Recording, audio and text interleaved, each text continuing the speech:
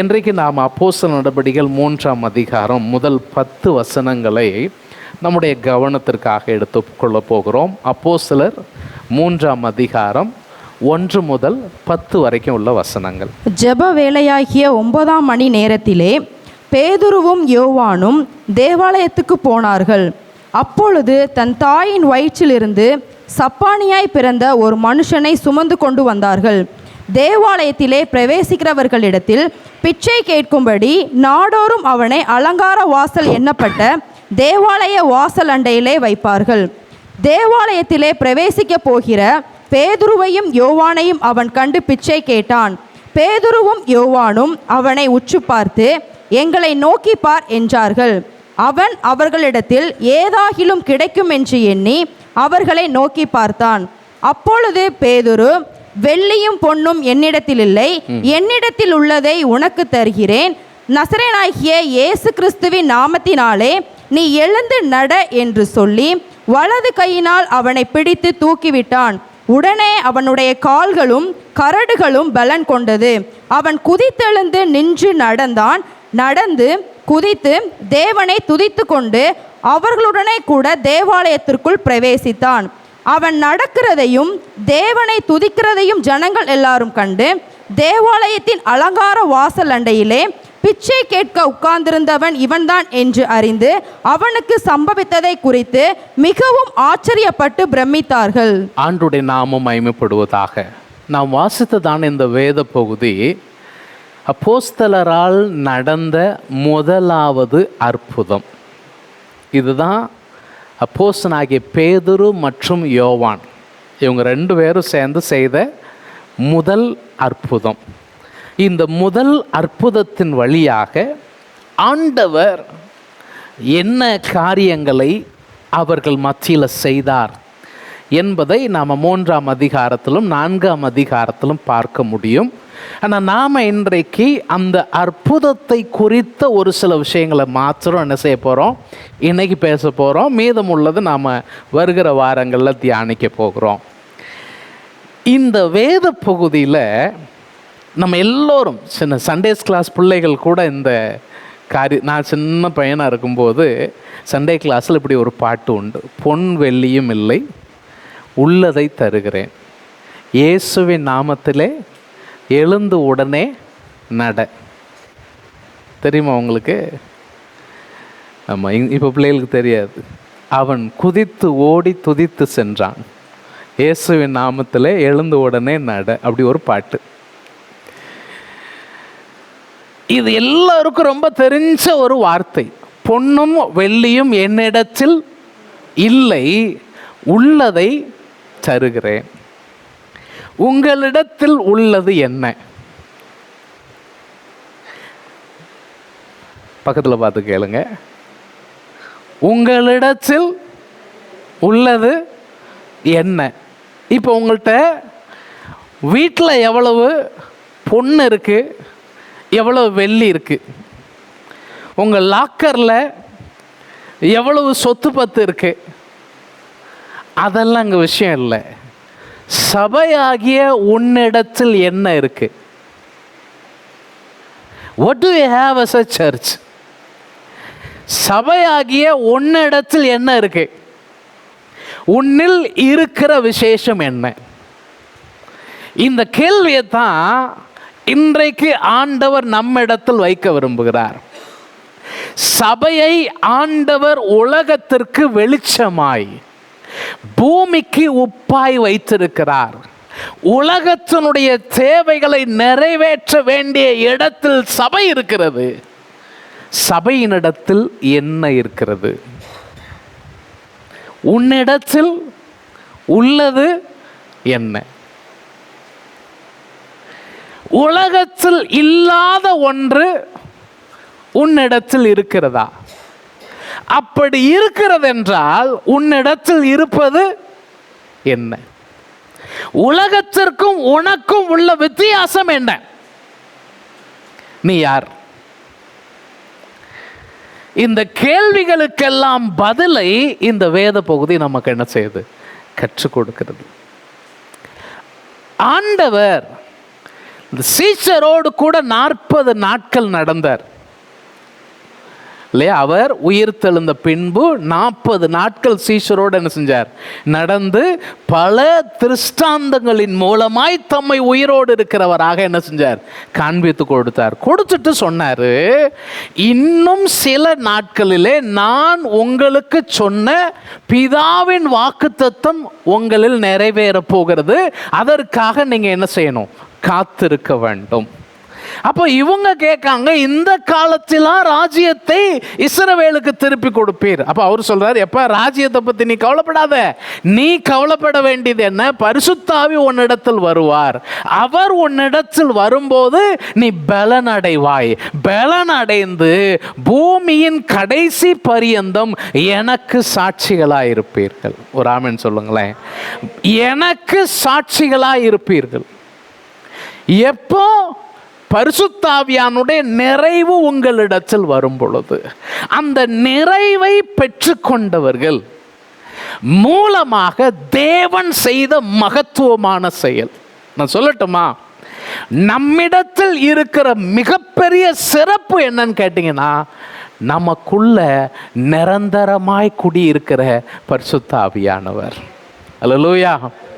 ரட்சிக்கப்பட்ட ஒவ்வொரு தேவ பிள்ளையோடும் கூட துணையாளராயிருந்து, நம்முடைய நல் ஆலோசகராயிருந்து, நம்முடைய உதவி, நமக்கு உதவி செய்கிறவராக இருக்கிற அந்த பரிசுத்த ஆவியானவர், அவர்தான் உலகத்திற்கும் உனக்கும் உள்ள வித்தியாசத்தை உண்டு பண்ணுகிறவராய் இருக்கிறார். சரி, இப்போ நாம வாசிச்ச வேத பகுதியில் வசனத்தில் முதல் வார்த்தையா வருகிறது என்னன்னா, ஜெப வேலை. என்ன வேலை? எல்லாரும் சொல்லுங்க, என்ன வேலை? ஜெப வேலையாகிய 9ஆம் மணி நேரம். பேதுருவும் யோவானும் எங்க போறாங்க? தேவாலயத்திற்கு போனார்கள். பரிசுத்த ஆவி ஒன்றை வந்தாச்சு, ஆவியின் நிறைவை பெற்றாச்சு, இனி ஜெபம் தேவையில்லை. அப்படியா? சிலர் கேட்காங்க, அப்போ உன் இருதயத்திலிருந்து உன் வாயிலிருந்து வார்த்தை வாரதுக்கு முன்னாலேயே அவைகளை எல்லாம் உன் பரமபிதா அறிந்திருக்கிறார். அப்போ எதுக்கு ஜெபம் பண்ணணும்? அவருக்கு தான் எல்லாம் தெரியுதுல்ல.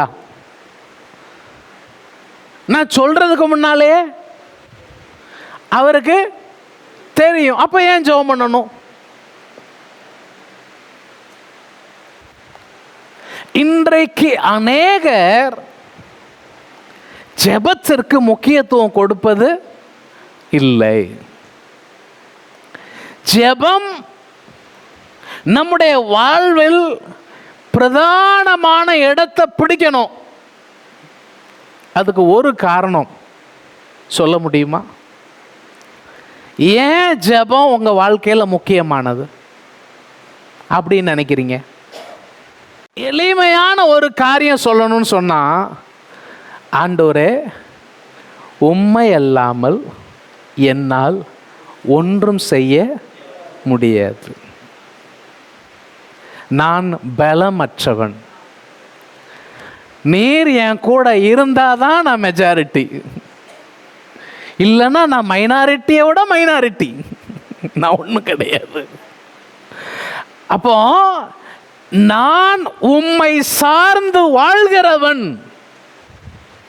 உம்மை சார்ந்து இல்லாமல் என்னால் ஒன்றும் செய்ய இயலாது அப்படிங்கிறத வெளிப்படுத்துறதுக்கு பேர் தான் ஜெபம். இதை வேற மாதிரி சொல்லுவோமே, மலை பிரசங்கத்தில் இயேசு பேசுகிறார், ஆவியில் எளிமை உள்ளவர்கள் பாக்கியவான்கள், பரலோக ராஜ்யம். ஆவியில் எளிமை அப்படின்னா என்னது? ஆங்கிலத்தில் சொல்லியிருக்கிறாங்க, blessed are the poor in the spirit. ஆவியில் ஏழையா இருக்கிறவன் பாக்கியவான். அதை நல்லா ஆலோசனை பண்ணி பார்த்தா என்ன அர்த்தம்னு கேட்டா, இதில் சொல்லியிருக்கிற அந்த ஏழை அப்படிங்கிறது மூலப்பதத்தில் எப்படி இருக்குன்னா, அடுத்த வேலைக்கு கூட வழி இல்லாத மாதிரி இருக்கக்கூடிய ஒரு நபர். அப்போ என்னைக்கோ நான் ஜெபம் பண்ணேன் பிரதர், என்னைக்கோ நான் பைபிள் வாசித்தேன் பிரதர், என்னைக்கோ ஒரு நாளில் நான் நிரப்பப்பட்டேன் சிஸ்டர், அதில் நான் ஓடிக்கிட்டு இருக்கேன்னு என்ன செய்யக்கூடாது? ஓடக்கூடாது. என்னைக்கோ ஒரு நாள் நான் சாப்பிட்டுட்டு அடுத்த ஒரு 100 நாள் சாப்பிடாம இருப்பேன்னு யாராவது சொல்ல முடியுமா? நீங்கள் எவ்வளவு ருசியான சாப்பாடு சாப்பிட்டாலும், எவ்வளவு நிறைவாக சாப்பிட்டாலும், நான் இன்னைக்கு நிறைய சாப்பிட்டுட்டேன், இனி ஒரு 4 நாளைக்கு நான் சாப்பிட மாட்டேன் அப்படின்னு யாராவது சொல்ல முடியுமா? ஏன் முடியாது? நம்ம என்னத்தை சாப்பிட்டாலும் உள்ள செரிமான ப்ராசஸ் நடந்துடும், நடந்து வயிறு காலி ஆயிரும். அப்போ எனக்கு என்ன சொல்லும்? வயிறு சொல்லும், எனக்கு என்ன கொடு, சாப்பாடு கொடு அப்படின்னு கேட்கும். ஆனால் என்ன பிரச்சனைன்னு கேட்டால், நம்ம இந்த சரீரத்தினுடைய உணர்வுகளுக்கு உடனே கீழ்ப்படிஞ்சிருவோம். நல்லா எனக்கு பசி வந்துருச்சுன்னா எனக்கு உடனே வேணும் அப்படிமே, நிறையெல்லாம் சாப்பிட மாட்டேன். ஆனால் பசி வந்தால் நம்மளால் என்ன செய்ய முடியாது? தாக்கு பிடிக்க முடியாது. ஆனால் நம்ம உள்ளான மனுஷனை எவ்வளவு காலமாக பட்டினி போட்டிருக்கோம் தெரியுமா? அதுக்கு நம்ம தேவையான போஷாக்கை எப்படி கொடுக்க முடியும்? ஆண்டவர் உங்களையும் என்னையும் படைத்ததுடைய மிக முக்கியமான நோக்கம் என்னென்னா, அவர் கூட தொடர்பில் இருக்கணும், அவர் கூட உறவில் இருக்கணும். அதுக்காக தான் அவர் நம்மளை படைச்சார். ஏதேன் தோட்டத்தில் மற்ற எல்லாத்தையும் படைச்சிட்டு கடைசியில் யாரை படைக்கிறார்? ஆதாமை ஏவாளையும் படைக்கிறார். நீங்கள் 3ஆம் அதிகாரத்தில் சொல்லியிருக்கு, பகலிலே குளிர்ச்சியான வேளையில் தோட்டத்தில் அவர் நடக்கிற சத்தத்தை அவங்க கேட்டாங்களாம்.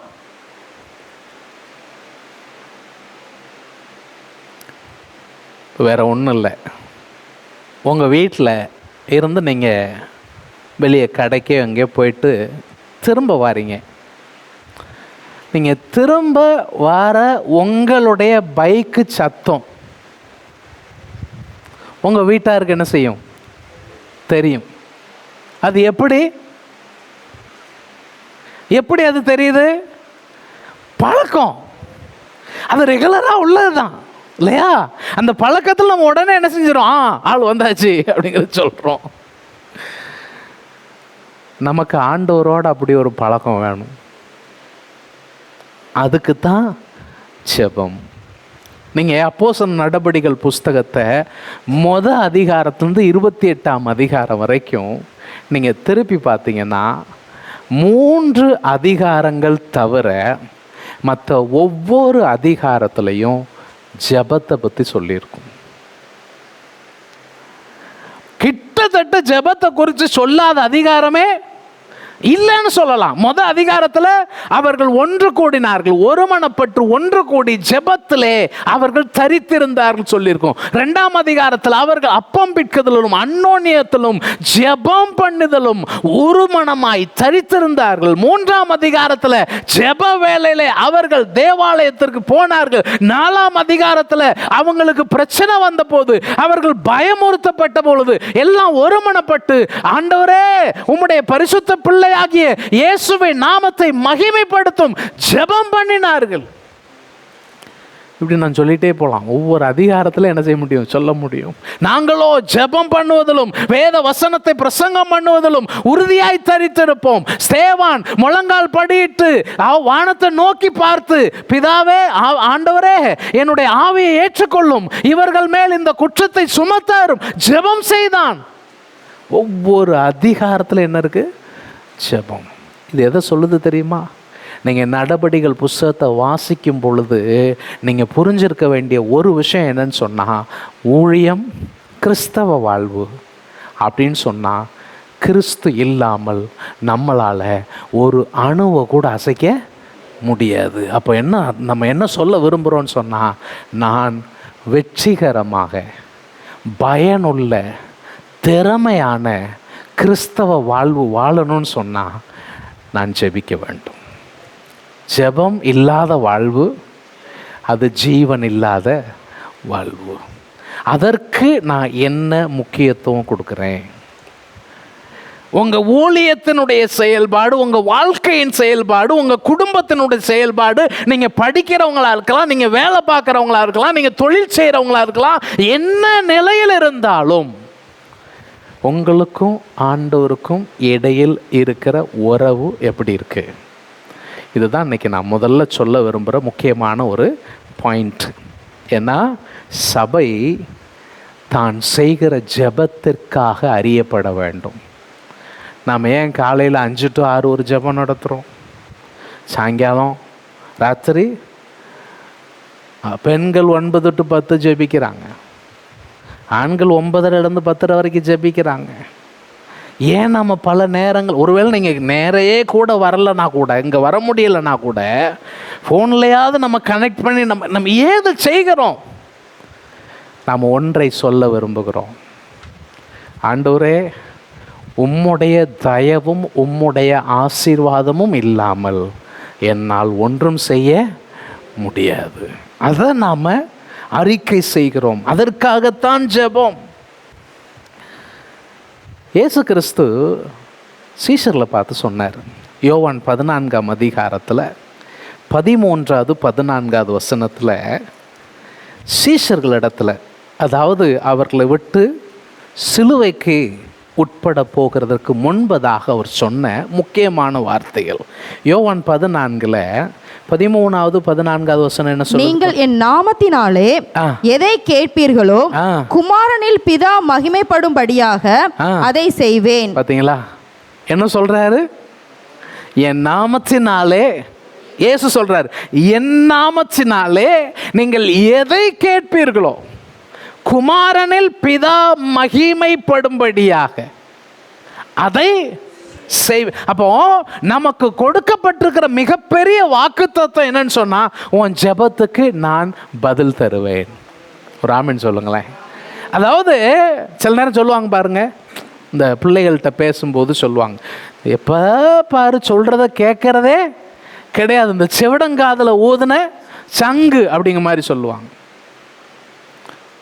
சில ஆட்கள் ரொம்ப பிரமாதமாக சொல்லுவாங்க, நமக்கு கடவுள் ஏன் 2 காது கொடுத்துருக்காரு தெரியுமா? ஒரு காதில் வாங்கி இன்னொரு காதில் விட்டதுக்கு. அதுக்கு இல்லை, நல்ல கவனிக்க கொடுத்துருக்காரு. ஆனால் நம்ம சொல்கிறத மாற்றி தான் என்ன செய்வோம்? நம்ம எப்போவுமே இந்த மனுஷ புத்தி எப்படின்னா கொஞ்சம் ஷார்ட்டாக தான் என்ன செய்யும், யோசிக்கும். அது பாசிட்டிவ் அது அது அது வர்றப்ப பார்த்துக்கலாம் அப்படின்னு தான் மக்கள் என்ன செய்வாங்க, யோசிப்பாங்க. நமக்கு வாக்கு என்ன தெரியுமா? நான் ஏன் அதை சொன்னேன் தெரியுமா? நீங்கள் கேட்காத செவிகளில் உங்கள் பிரச்சனையை சொல்லிக்கிட்டு இருக்கல, உங்கள் பிரச்சனையை காது கொடுத்து கேட்கிற ஒருவரிடத்துல பேசிகிட்டு இருக்கிறீங்க. இதில் இன்னொரு படி மேலே போய் சொல்லட்டுமா? சில நேரத்தில் நாம் சிலர்கிட்ட நம்ம பிரச்சனையை சொன்னால் அந்த பிரச்சனை இன்னும் பெருசாயிரும். பிரச்சனை இன்னும் ஏன் அவங்க தப்பாக புரிஞ்சுக்கிடுவாங்க. நம்ம ஒன்று பேச போய் ஒருவேளை நம்ம வார்த்தையில் சில வித்தியாசம், நம்ம அந்த வார்த்தையை கூட யோசித்திருக்க மாட்டோம். நம்ம வேற ஒரு அர்த்தத்துக்கு ஒன்று சொல்லியிருப்போம், ஆனால் அது வேற ஒரு அர்த்தமாக அவங்க என்ன செஞ்சிருவாங்க, புரிஞ்சிருவாங்க. பிரச்சனை பெருசாயிரும். இல்லை நான் சொல்லட்டுமா, நீ தேவ சமூகத்தில் போய் உன் வார்த்தையினால் உன் பிரச்சனையை வர்ணிக்க முடியலைனாலும் நீ போய் அவர்கிட்ட சொல்கிறத நீ எப்படி புரிஞ்சு சொல்கிறையோ அதே மாதிரி அவர் புரிஞ்சுக்கிறாரு. இதில் ஒரு பெரிய விஷயம் என்னென்னா, உனக்கு புரியலைங்கிறதையும் அவர் புரிஞ்சிருக்கிறாரு. நீ தப்பா ஜெபம் பண்றதும் அவருக்கு தெரியும். சரியா செய்யற ஜெபத்தையும் அவர் கேட்கிறாரு, நீ தப்பா செய்யற ஜெபத்தையும் அவர் பார்க்கிறாரு, கேட்கிறாரு. என் பிள்ளை இந்த சூழல்ல போயிட்டு இருக்கா, இனி டெவலப் ஆயிடுவா, நான் அவளை என்ன செய்வேன், பக்குவப்படுத்தி கொண்டு வந்துடுவேன். அதனால ஜெபம் அப்படின்னாலே என்னன்னா, பதில் கிடைக்கத்தக்க விதத்தில் நாம் ஜெபிக்கிறோம். ஏன்னா நம்ம அப்பா நம்ம சொல்கிறத கேட்கிறவர். நாம் எட்டக்கூடிய தூரத்தில் தான் என்ன செய்கிறோம், இருக்கிறோம். நாம் ரொம்ப தூரமாக இல்லை, ஒரு காலத்தில் தூரமாக இருந்தோம். இயேசுவின் ரத்தம் என்னை ஆண்டவருக்கு சமீபமாய் கொண்டு வந்து விட்டது. இப்போ அப்பா பிதாவேன்னு சொல்லிட்டாலே நான் மூலஸ்தானத்துக்குள்ளே போயிடுறேன், கருவறைக்குள்ளே போயிடுறேன். அவர் நான் சொல்கிறத என்ன செய்கிறாரு, கேட்குறாரு. என் நாமத்தினாலே நீங்கள் எதை கேட்பீர்களோ குமாரனில் பிதா மகிமைப்படும்படியாக அதை செய்வேன். இயேசு சொல்றார், அதை செய்வேன் அப்படிங்கிறார். அடுத்த வசனத்தை பாருங்க. என் நாமத்தினாலே எதை கேட்டாலும் அதை நான் செய்வேன். இப்போ இந்த 12வது வசனத்தையும் வாசிங்களேன். மெய்யாகவே மெய்யாகவே நான் உங்களுக்கு சொல்லுகிறேன். என்ன சொல்றாரு, மெய்யாலுமே மெய்யாலுமே. சென்னைக்காரங்க மாதிரி சொல்லணும்னா உண்மையாகவே மெய்யாகவே மெய்யாகவே நான் சொல்றேன், நான் என் பிதாவினிடத்திற்கு போகிறபடியினால். என்னங்க, ஜீசஸ் 12 சீஷர்ல பார்த்து சொல்றார், நான் எங்க போறேன், பிதாவின் இடத்துல போறதுனால என்னை விசுவாசிக்கிறவன். நீங்க எல்லாம் என்ன விசுவாசிக்கிறீங்க, என்னை விசுவாசிக்கிறவன் நான் செய்கிற கிரியைகளை எப்படியா, நான் செய்கிற கிரியைகளை தானும் செய்வான். இவைகளை பார்க்கிலும். என்ன அற்புதம் பாருங்க, இவைகளை பார்க்கிலும் பெரிய கிரியைகளையும் செய்வான். நான் யோசித்து பார்க்கிறேன், இயேசு செய்யாத பெரிய கிரியைன்னு என்ன இருக்கு? அதாவது நம்ம பைபிள் வாசிக்கிற இடத்துலலாம், சுவிசேஷங்கள்லாம் அவரிடத்தில் வியாதியஸ்தர்களை கொண்டு வந்தார்கள், எல்லோரையும் சுகமாக்கினார். இன்னைக்கு நம்ம ஒரு சிலருக்காக பல மாச கணக்கில் ஜெபம் பண்றோம், வருட கணக்கில் கூட ஜெபம் பண்றோம். அவர் அப்படி கிடையாது. அந்த கணமே தொட்ட உடனே என்ன நடக்கு, சுகம் நடக்கு. ஆனா அவர் சொல்றாரு, என்னை விசுவாசிக்கிறவன் நான் செய்கிற கிரியையும் செய்வான், இவைகளை பார்க்கிலும் பெரிய கிரியைகளையும் செய்வான். இதே மாதிரி தான் அடுத்த அதிகாரத்துலையும் 15ஆம் அதிகாரத்துலையும் அவர் ஜெபத்தை பேசியிருக்கிறார். அதாவது இந்த யோவான் 14, 15, 16, 17 இந்த 4 அதிகாரங்களும் இயேசு கிறிஸ்து தம்முடைய சீஷரோடு 3.5 ஆண்டு காலம் செலவழித்து அவர்களை விட்டு பிரிகிற நேரம் வரும் பொழுது அவங்கள்ட்ட பேசின கடைசி வார்த்தைகள், அவங்களுக்கு கடைசி அவர் கொடுத்த ஆலோசனை வார்த்தைகள், ரொம்ப முக்கியமான வசனங்கள். இந்த இதில் 4 அதிகாரத்தில் அவர் என்ன செஞ்சுருக்கிறாரு, பேசியிருக்கிறாரு. 4ஆம் அதிகாரம் முழுசும் ஜெபம், 17ஆம் அதிகாரம்.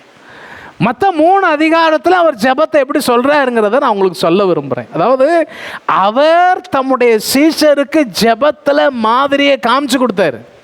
காமிச்சு கொடுத்துட்டு அவரும் இவர்கள் என்ன செய்கிறார், அதே மாதிரியில் நடக்க வேண்டும் என்று அவர் பழக்க என்ன செய்கிறார், விரும்புகிறார். 15ஆம் அதிகாரத்துக்கு வாங்க. யோவான் 15ஆம் அதிகாரம் 7வது 8வது வசனத்தை பாருங்க. நீங்கள் என்னிலும் என் வார்த்தைகள் உங்களிலும் நிலைத்திருந்தால் நீங்கள் கேட்டுக்கொள்ளுவது எதுவோ. எப்படிங்க, எல்லாரும் சொல்லுங்க.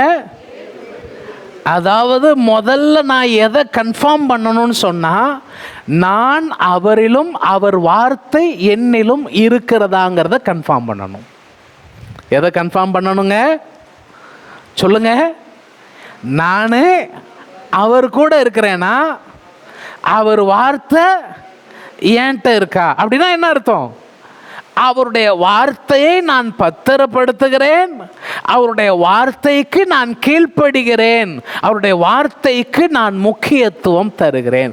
இந்த கண்டிஷன் என்னுடைய வாழ்க்கையில இருந்துச்சுன்னா வசனம் சொல்லுது, நீங்கள் கேட்டுக்கொள்வது எதுவோ அது உங்களுக்கு செய்யப்படும். அது உங்களுக்கு செய்யப்படும். திரும்ப வாசிங்க எல்லாரும் இந்த வசனத்தை, எல்லாரும் சேர்ந்து வாசிங்க இந்த வசனத்தை. நீங்கள் என்னில், திரும்ப சொல்லுங்க, நீங்க என்னலையும் என் வார்த்தைகள் உங்களையும் என்ன செய்யணுமா சொல்லுங்க, நிலைத்திருந்தால் ஆமென். நீங்கள் கேட்டுக்கொள்வது எதுவோ அது உங்களுக்கு, பக்கத்தில் பார்த்து சொல்லுங்க, நீங்கள் கேட்டுக்கொள்வது எதுவோ. கையை பிடிச்சி சொல்லுங்க. பக்கத்தில் இருக்கிறவங்க பகையாளி ஒன்றும் கிடையாது. நீங்கள் கேட்டுக்கொள்வது எதுவோ, நீங்கள் கேட்டுக்கொள்வது எதுவோ அது உங்களுக்கு செய்யப்படும். அல்லேலூயா. தொடர்ந்து என்ன சொல்றாரு பாருங்க, நீங்கள் மிகுந்த கனிகளை கொடுப்பதினால். எப்படிங்க சொல்லட்டுமா? கனிகள் கொடுக்கறதுல ஒரு ரகம் என்னன்னா, உங்கள் ஜெபத்திற்கான பதிலை பெறுகிறதும் கனி கொடுக்கறது தான் இல்லையா? எவ்வளவு கனி கொடுக்கணுமா உங்களுக்கு? நீங்க எவ்வளவு ஜெபத்துக்கு பதில் பெறுகிறீர்களோ அவ்வளவாக நீங்க என்ன செய்றீங்க? கனிகளை கொடுக்கிறீர்கள். நீங்கள் மிகுந்த கனிகளை கொடுப்பதினால் என் பிதா மகிமைப்படுவார், என் பிதா மகிமைப்படுவார், எனக்கும் சீஷராய் இருப்பீர்கள். சிம்பிளா சொல்லுவோனா, நீ எனக்கு சீஷன் சொன்னா நீ ஜெபிக்கிறவன். சொல்லுங்க, நான் சீஷனா, நான் சீஷியா அப்படின்னா நான் ஜெபிக்கிறவனா, நான் ஜெபிக்கிறவளா, அதுவே என் தகப்பனை மகிமைப்படுத்தும். அல்லேலூயா சொல்லுங்க. அதைத்தான் சீஷர்கள் இங்கே செய்கிறார்கள். அப்போஸ்தலர் 3ஆம் அதிகாரத்தில் ஜெப வேளையில் எங்கே போகிறாங்க? தேவாலயத்தில் போகிறாங்க. வேறு வார்த்தையில் சொல்லுவோன்னு சொன்னால், இயேசு கிறிஸ்து இந்த சீஷர்களுக்கு என்ன பாரம்பரியத்தை கற்றுக் கொடுத்து போனாரோ அதே பாரம்பரியம் சபையின் வாழ்வில் தொடர்கிறது. இன்றைக்கு நம்முடைய வாழ்வில் அந்த பாரம்பரியம் தொடருகிறதா? நான் பாரம்பரியம் சொல்லும்போது செத்துப்போன பாரம்பரியத்தை, சடங்காச்சாரத்தை நான் சொல்லலை. பாரம்பரியம்னு சொல்லும் பொழுது ஜெப நடைமுறையை நான் சொல்கிறேன். இன்றைக்கி நம்ம வாழ்க்கையில் அது எவ்வளவா கிரியை செய்யுது? நான் நம்ம இடத்துல நம்ம குற்ற உணர்ச்சிக்கு உட்படுத்தணும்னு நான் பேசலை. நான் நம்ம இடத்துல சொல்ல மிக முக்கியமாக விரும்புகிற ஒரு காரியம் என்னன்னு சொன்னால், இயேசு கிறிஸ்து இந்த பூமியில் இருக்கும் பொழுது ஒருத்தருக்கு ஜெபிக்கிறதுக்கு அவசியமே இல்லைன்னா அவர் இயேசுவாக தான் இருக்க முடியும். ஆனால் அவர் தான் ரொம்ப ஜெபம் பண்ணார். அப்போ இது என்னத்தை எனக்கு கற்றுக் கொடுக்கு? எனக்கு ஜெபத்திற்கான தேவை இருக்குது. நம்ம என்ன சொல்லக்கூடாது? எனக்கு ஜெபிக்கிறதுக்கு டைம் இல்லைன்னு என்ன செய்யக்கூடாது? சொல்லக்கூடாது. என்ன சொல்லக்கூடாது? சிலர்கிட்ட கேட்டால் என்ன சொல்லுவாங்க? பிரதர் எனக்கு என்ன இல்லை, டைம் இல்லை பிரதர். காலில் சங்கிலியை கட்டி விட்டுருக்குறாங்க. சக்கரம், சாரி மாற்றி சொல்லிட்டேன். காலில் சக்கரத்தை கட்டி ஓட விட்டுருக்கு பிரதர். நைட்டு லேட்டாக வரேன், ராத்திரி சீக்கிரமாக போயிடுறேன், ஒரே வேலை வேலை வேலை வேலை வேலை வேலை, எனக்கு டைம் இல்லை. ஆனால் மொபைல் பார்க்குறதுக்கு என்ன இருக்கும்? டைம் இருக்கும். யூடியூப் பார்க்குறதுக்கு என்ன இருக்கும்? ஃபேஸ்புக் பார்க்குறதுக்கு என்ன இருக்கும்? இப்போ என்னது? இன்ஸ்டாகிராம் பார்க்குறதுக்கு என்ன இருக்கும்? டைம் இருக்கும். மற்ற எல்லாத்துக்கும் டைம் இருக்கும். அது என்ன? ரீல்ஸ் போடுறதுக்கு டைம் இருக்கும், ஸ்டோரி போடுறதுக்கு டைம் இருக்கும். ஆனால் எதுக்கு டைம் இருக்காது? ரொம்ப பிஸி. நான் சொல்கிறேன், இந்த பிஸ்னஸ் உங்களை லாஸ் பண்ணி விட்டுரும். அதனால் உங்களுக்கு நீங்கள் என்ன பிஸியாக இருந்தாலும் அப்பா கூட பிஸியாக இருக்கிறத விட்டுறாதீங்க. ஏன்னா அப்பா கூட நீங்கள் இருக்கிற டைம் தான் உங்களை சார்ஜ் பண்ணுற டைம். மொபைலுக்கு என்ன வேணும்? நம்ம தான் ஒரு நிமிஷம் கீழே வைக்க மாட்டோமே. அதை பார்த்து பார்த்து பார்த்து பார்த்து அது பேட்ரி அது உறிஞ்சிரும். சிலர்லாம் பார்த்தீங்கன்னா 8% 7%. அது என்ன பவர் சேவர் ஆனு. அதுக்கப்புறம் நாங்கள் என்ன செய்வோம்? பவர் பேங்க்கு. நாங்கள் கையில் என்ன கொண்டுட்டு போவோம்? பவர் பேங்க் வச்சுருப்போம். ஏன்? அப்பப்போ பேங்க்லேருந்து நாங்கள் என்ன செய்ய வேண்டியிருக்கு? பணம் எடுக்க வேண்டியிருக்கு. உங்களை சார்ஜ் பண்ணுற ஒரே இடம் என்னது? தேவ சமூகம். நீ முழங்காலில் நிற்கிறது தான் உனக்கு சார்ஜர். ஒரு ஆமென் சொல்லுங்க. தேவ சமூகம்தான் நம்மளை ஊக்கப்படுத்தி பலப்படுத்தி ஓட வைக்கிறதுக்கு. நமக்கு பலம் எங்கேருந்து கிடைக்குன்னா அப்பாவுடைய சமூகத்திலேருந்து தான் கிடைக்கும். So that's the first thing.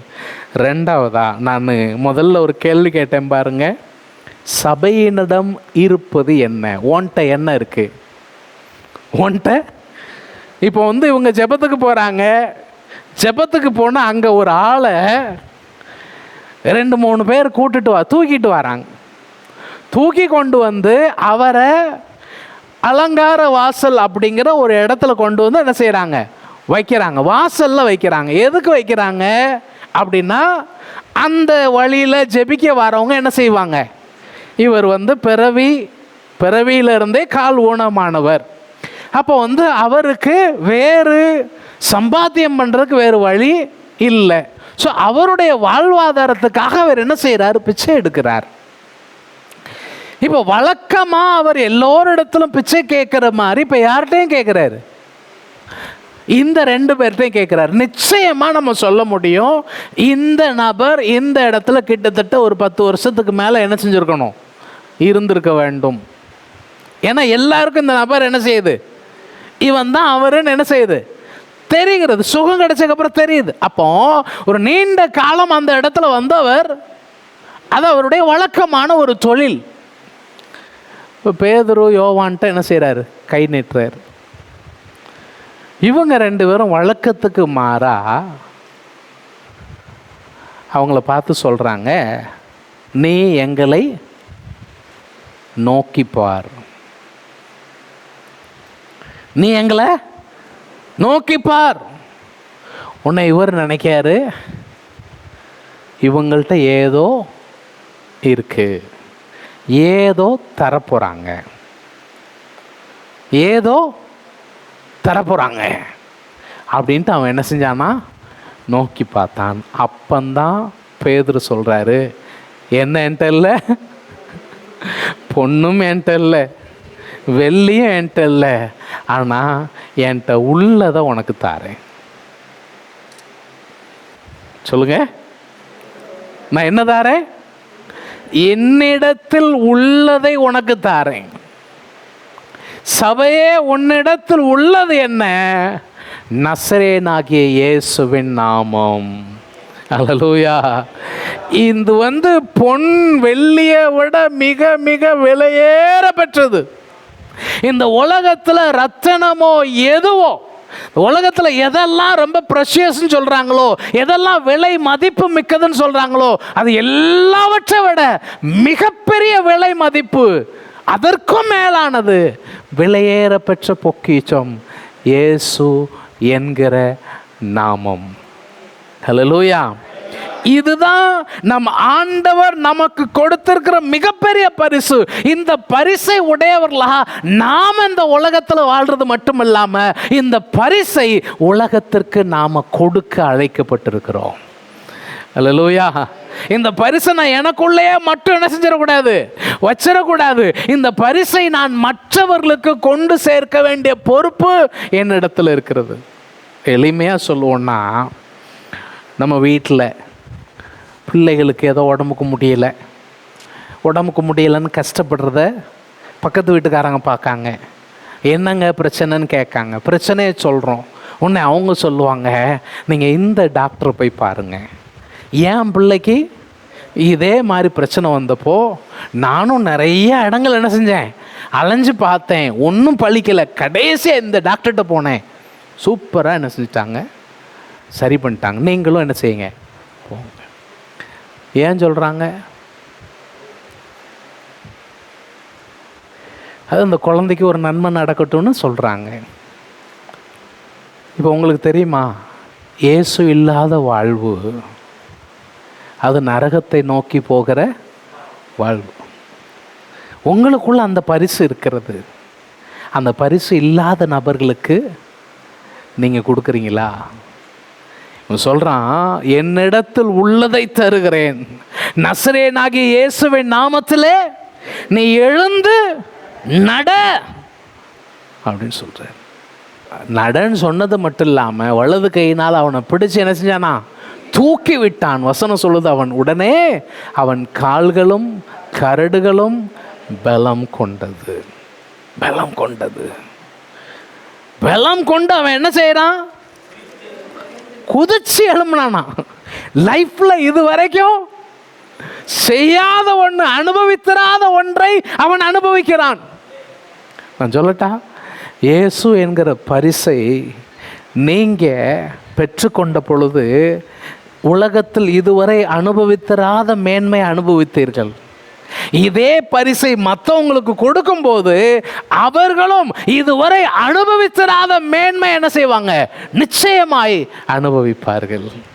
அவன் குதிச்சானா, எழுந்தானா, நடந்தானா, குதித்து எழுந்து நின்று நடந்தான், நடந்து குதித்து தேவனை துதித்து கொண்டு அவர்களுடனே கூட தேவாலயத்திற்குள், இதுவரைக்கும் அவன் ஆலயத்துக்குள்ள போகலை, இதுவரைக்கும் வாசல்ல தான் உட்காந்து பிச்சை கேட்டுட்டு இருந்தான். இப்போ அவன் இவர்களுடனே கூட எங்க போயிட்டான், தேவாலயத்துக்குள் பிரவேசித்தான். அல்லேலூயா. பிரியமான கர்த்தருடைய பிள்ளையே, உனக்கு ஆண்டவர் கொடுத்திருக்கிற பரிசாகிய இயேசுவின் நாமம், அதை உனக்குள்ளே வைத்து நீயே தேவாலயத்துக்கு வந்து நீயே துதித்து குதித்து கர்த்தரை மகிமைப்படுத்தி அப்படியே போயிட்டு இருக்க கூடாது. உன் கூட பிறரும் இந்த நன்மையை பெற்றுக்கொண்டு உன்னோடு சேர்ந்து அவர்களும் கர்த்தரை மகிமைப்படுத்த வேண்டும். அல்லேலூயா. அதைத்தான் அவர் இங்கே செய்கிறார். இயேசுவின் நாமம். இப்போ நம்ம அடுத்த வாரத்தில் அதை பேசுவோம். அதாவது எல்லாம் பிரமிச்சு போய் கூடி வராங்க. கூடி வரும் பொழுது பேதுரு சொல்கிறாரு, ஐயா நீங்கள் எங்களை ஏன் இப்படி பிரமிச்சு பார்க்குறீங்க? எங்களுடைய சொந்த பக்தியினாலேயோ எங்களுடைய சுய சக்தியினாலேயோ இவனை நடக்க பண்ணினோம் என்று நீங்கள் எங்களை நோக்கி பார்க்கிறது என்ன? நீங்கள் எங்களை பார்க்காதீங்க. இதை செய்தது யாருன்னு கேட்டா, இயேசு கிறிஸ்து. அல்லேலூயா. இயேசு கிறிஸ்து இதை செய்தார். நீங்கள் சிலுவையில் அறைந்த அந்த இயேசு இதை செய்தார். அந்த 3ஆம் அதிகாரம் 15வது 16வது வசனத்தில் சொல்லி இருக்கிறது, அவருடைய நாமத்தை பற்றும் விசுவாசம்தான் இதை செய்தது. இயேசுவின் நாமத்தை பற்றும் விசுவாசம் இவனை பலப்படுத்தினது, இவனுக்கு சர்வாங்க சுகத்தை தந்தது. இயேசு கிறிஸ்துவின் நாமத்தை பற்றின அவரால் உண்டாகிற விசுவாசம்தான் இதை செய்தது. இது செஞ்சு அப்போ சபை உலகத்துக்கு தரக்கூடிய ஒரே பரிசு இயேசு கிறிஸ்து. நம்ம கஷ்டப்பட்டவங்களுக்கு உதவி செய்யலாம், செய்து வருகிறோம். அனாதைகளை ஆதரிக்கலாம், சபை ஆதரிக்கிறது. ஆஸ்பத்திரி கட்டலாம், கட்டியிருக்கு. சமூக சேவை செய்யலாம், செய்கிறார்கள். இது எல்லாம் நடக்கலாம். ஆனால் இவை எல்லாவற்றிற்கும் மூல காரணம் இயேசு கிறிஸ்து. அவர் என்னிடத்துல என்ன சொல்லியிருக்கிறார்னா, ரெண்டே ரெண்டு பெரிய கட்டளை தான். ஒன்று, உன் தேவனாகிய கர்த்தரிடத்தில் முழு இருதயத்தோடும் முழு பலத்தோடும் முழு மனதோடும் அன்பு கூறுவாயாக. ரெண்டு, நீ உன்னிடத்தில் அன்பு கூறுகிறது போல பிறனிடத்திலும் அன்பு கூறுவாயாக. இயேசு சொல்கிறாரு, நீங்கள் ஒருவரில் ஒருவர் அன்பாயிருங்கள் என்கிற புதிய கட்டளையே உங்களுக்கு தந்து. அப்போ அந்த புதிய கட்டளை தான் இன்றைக்கு நான் உலகத்திலே மற்றவர்களுக்கு நன்மைக்காக பல விஷயங்களை நான் செய்கிறதற்கு எனக்கு உதவுகிறது. நம்ம நன்மை செஞ்சிட்டும் கெட்ட பேர் தான் வாங்குகிறோம், ஆனாலும் நன்மை செய்கிறோம். ஏன்னா இயேசு அதை நமக்கு சொல்லி கொடுத்துருக்கிறார். நமக்கு பேர் என்ன? மாஃபியா. என்ன பேர்? மதமாற்றம் செய்கிற கும்பல். நமக்கு பேர் பணத்தை கொடுத்து கூட்டத்தை சேர்க்கிறவங்க. அரசியல் கட்சிகள் தான் பணத்தை கொடுத்துட்ருக்காங்க. ஒவ்வொருத்தரும் ஒவ்வொரு மாதிரி கொடுக்காங்க.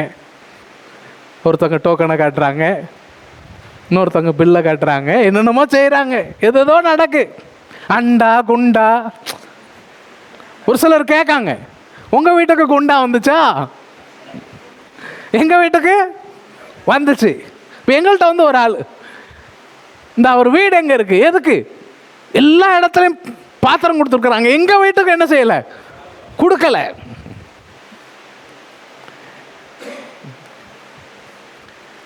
அதாவது பொதுவாகவே சிலர் என்ன செய்வாங்கன்னா, அவங்க செய்கிற தப்பை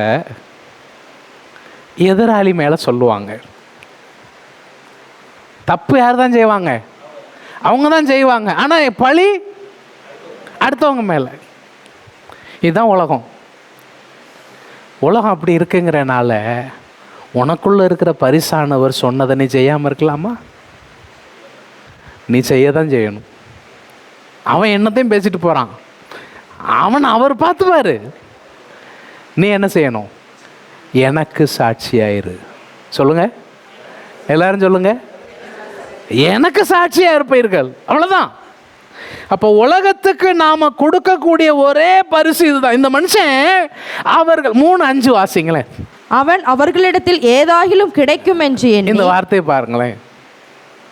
அவன், எல்லாம் வாசிங்களேன். அவன் அவர்களிடத்தில், சொல்லுங்க, ஏதாவது கிடைக்குமா? எப்படி? ஏதாவது கிடைக்குமா? அப்படிதான் பார்த்தான். அவன் என்ன பார்க்கலன்னா, அவன் எழும்பி நடப்பான், இவங்களோட சேர்ந்து கர்த்தரை ஆராதிப்பான். அதை என்ன செய்யலை, பார்க்கல. நான் சொல்லட்டுமா, நம்மளும் கூட ஏதோ ஒரு நன்மை நடந்துராதான்னு நம்ம இயேசுட்டு வந்திருக்கலாம்.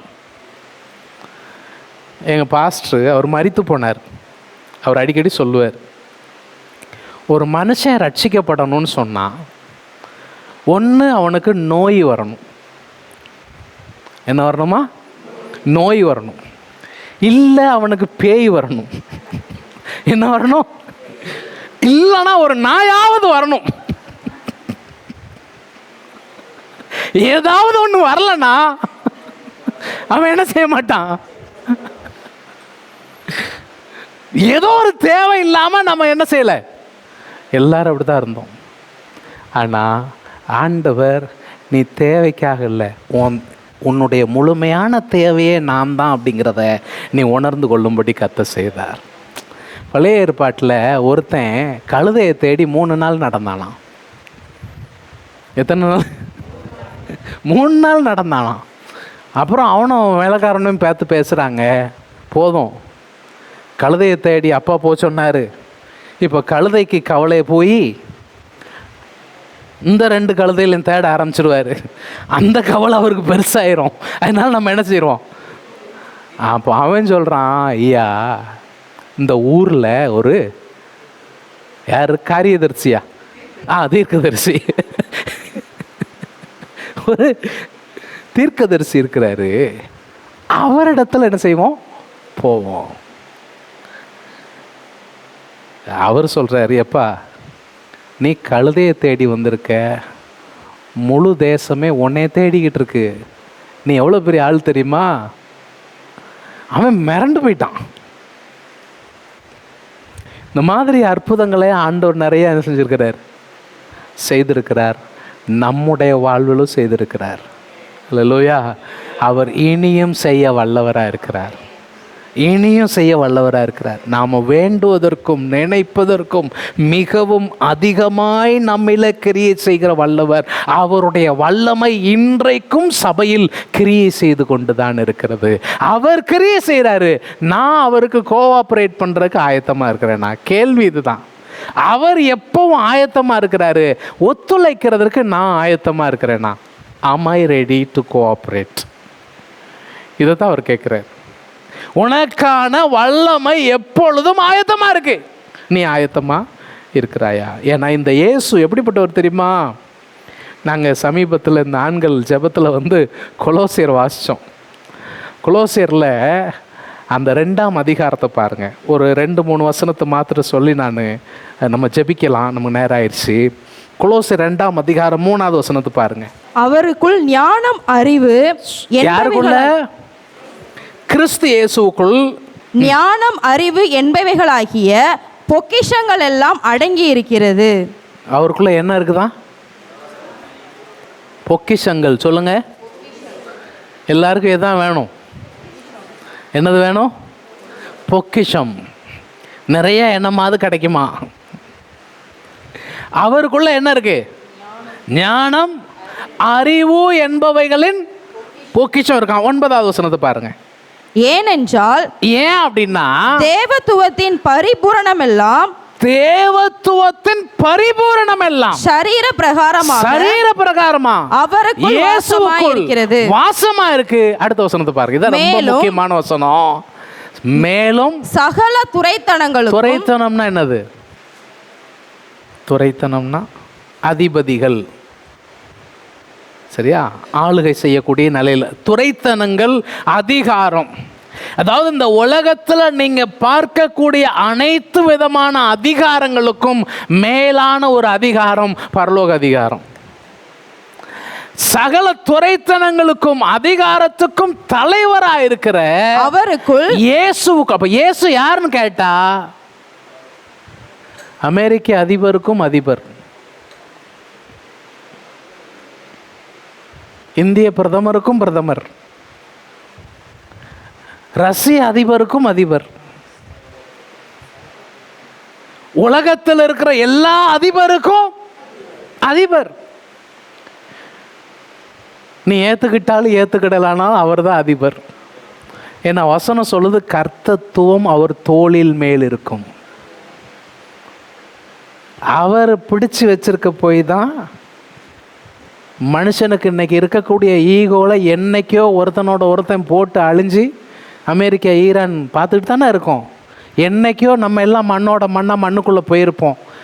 கொஞ்சம் அவர் ரெஸ்ட்ரெயின் பண்ணி வைக்கிறதுனால தான் உலகம் இப்படி இயங்கி கொண்டு. அதனால தான் பவுல் சொல்கிறாரு, நான் உனக்கு சொல்கிற பிரதானமாக சொல்கிற புத்தி என்னன்னா, ராஜாக்களுக்காக அதிகாரத்தில் இருக்கிறவங்களுக்காக என்ன செய்? ஜெபம் பண்ணு. ஏன்? நாம் சாந்தமுடன் அமைதல் உள்ள ஜீவனம் செய்யும்படியாக அவங்களுக்காக அதை என்ன செய். ஏன்னா நம்ம செய்யணும், இல்லைன்னா இவங்களுக்கு என்ன செய்ய மாட்டாங்க. எல்லாருக்கும் என்ன இருக்குது? ஈகோ இருக்குது. எல்லாருக்கும் தன்னுடைய வல்லமையை பெருமையை காமிக்கணுங்கிற எண்ணம் இருக்கு. நம்ம காரியத்துக்கு வந்துடும். சகல துரைத்தனத்துக்கும் அதிகாரத்திற்கும் தலைவராயிருக்கிற அவருக்குள் நீங்கள் பரிபூரணம் உள்ளவர்களாய் இருக்கிறீர்கள். இந்த வார்த்தையை நம்புறீங்களா? எனக்கு கேள்வி அதுதான். நான் முடிக்க போறேன். 2 கேள்வி தான். நான் என்ன கேள்வி கேட்டேன்? சபையே ஓன்ட்ட என்ன இருக்குன்னு கேட்டேன். என்னங்க? ஓன்ட்ட என்ன இருக்கு? இப்போ இயேசு உங்கள்கிட்ட இருக்கிறாரா? எத்தனை பேர் இருக்காருன்னு சொல்றீங்க? இருக்காரா? இயேசு உங்களுக்குள்ள இருந்தாருன்னா நீங்க யாரு? சொல்றதுக்கே பயப்படுறீங்களே. நீங்க அவருக்குள் நீங்கள் சொல்லுங்களேன். அவருக்குள் நாங்கள் நாங்கள் நாங்கள் வாயிலிருந்து வார்த்தை வரமாட்டேக்கே. கொஞ்சம் சத்தமாக தான் சொல்லலாமே. கொஞ்சம் சந்தோஷமாக சொல்லுங்களேன். நம்பிக்கையாக சொல்லுங்களேன். நல்லா தான் சொல்லுங்களேன். சொல்லுங்க, திரும்ப சொல்லுங்க. யாருக்குள்ள? கிறிஸ்துவுக்குள். அந்த இயேசுவுக்குள் நீங்கள் இருக்கிறீங்கன்னா நீங்கள் முழுமையானவர்கள், பரிபூர்ணம் உள்ளவர்கள். இந்த இயேசு உங்களை பரிபூர்ணம் அடைய செய்கிறவர் மாத்திரமல்ல, இந்த உலகத்தில் தேவையுள்ள ஒவ்வொரு நபருடைய வாழ்விலும் பரிபூர்ணத்தை கொண்டு வருகிறவர் இயேசு தான். முழங்கால் படிடுவோம், கர்த்தருடைய முகத்தை நோக்கி பார்ப்போம். பிறவியிலே முடவனாய் பிறந்த இந்த மனுஷன் இயற்கைக்கு அப்பாற்பட்ட சுகத்தை பெற்றான். இது எது காண்பிக்கிறதுனா, மனுஷனுடைய பலவீனத்தின் அடையாளம். மனிதனுடைய பலத்தால் செய்ய முடியாததை என் ஆண்டவருடைய பலம் செய்து முடித்தது. அந்த வல்லமை இன்றும் கிரியை செய்கிறது. அந்த அதிகாரம் இன்றும் கிரியை செய்கிறது. அநேகர் இந்த காட்சியை பார்த்து ஆச்சரியப்பட்டு பிரமித்தார்கள். இன்னைக்கு நான் சொன்னேன், இயேசு கிறிஸ்துவுக்குள் நீங்கள் பரிபூரணம் உள்ளவர்கள். உங்கள் சாட்சி பிறருடைய வாழ்வில் ஆச்சரியத்தை, பிரமிப்பை கொண்டு வருகிறதா? அப்பாவுக்கு உங்களை ஒப்பு கொடுங்க. அப்பாவோடு இருக்கிற அந்த உறவில் இன்னும் வளப்படுங்க, இன்னும் அதிகமாய் பலப்படுங்க. உங்கள் சாட்சி அநேகருக்கு மத்தியில் பிரமிப்பையும் ஆச்சரியத்தையும் கொண்டு வர கர்த்ததாமே உங்களை பயன்படுத்துவாராக. அன்பின் ஆண்டவரே, உம்முடைய வார்த்தைக்கு முன்பதாக எங்களை தருகிறோம். ஆண்டவரே, சபையாய் ஜெபத்திற்காக அறியப்பட்டவர்களாய் நாங்கள் விளங்க தேவரீர் எங்களுக்கு உதவி செய்யும். ஆண்டவரே, உலகம் எதிர்பார்க்கிற அப்பா, உலகம் ஏதாகிலும் கிடைக்குமா என்று எதிர்பார்க்கிற மெய்யான நன்மை உம்மிடத்தில் இருக்கிறது என்பதை உலகுக்கு அறிவிக்கிற சாட்சிகளாய், அநேகர் கண்டு ஆச்சரியப்பட்டு பிரமித்து நிற்கிற சாட்சிகளாய் என்னையும் எங்களையும் பயன்படுத்தும். வசனத்தை கேட்ட பிள்ளைகள் ஆசீர்வதியும். இந்த வாரம் முழுவதும் பிள்ளைகள் கையிட்டு செய்கிற ஒவ்வொரு வேளையிலும் கர்த்தருடைய ஆசீர்வாதம் இருக்கட்டும். பிள்ளைகளை ஆசீர்வதித்து அனுப்பும். மீட்பர் இயேசுவின் நாமத்தில் வேண்டுகிறோம். ஜெபம் கேளும் நல்ல பிதாவே.